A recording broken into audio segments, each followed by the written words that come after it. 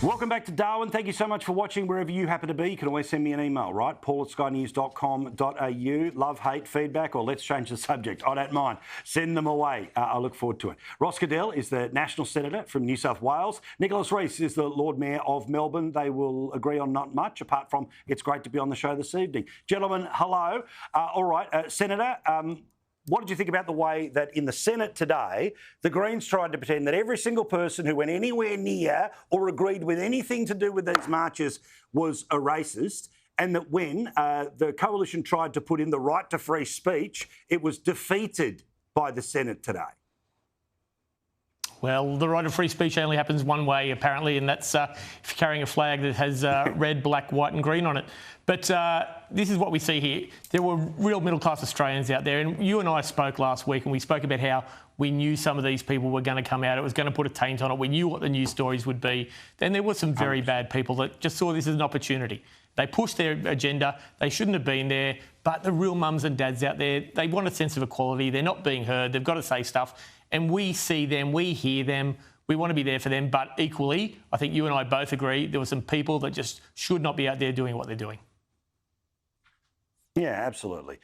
Nick, again, right, I mean, let's be really simple, right?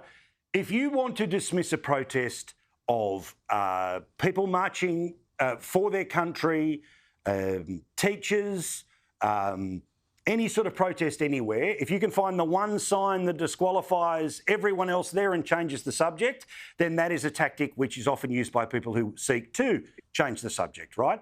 I have tried to hold the common ground, which was to say, in the same way that the one person holding up the swastika was not a sign of all people who marched across the Sydney Harbour Bridge, would you not agree with me that the one person holding up the photo of the police killer in Victoria does not taint all of the people in all of the cities, Nick?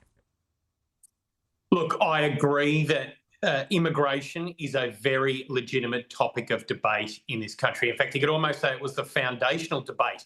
I think the first bill passed by the Australian Parliament was the White Australia policy. It was a debate about immigration. So it is a legitimate issue for us to be working through how much immigration should be occurring in this country.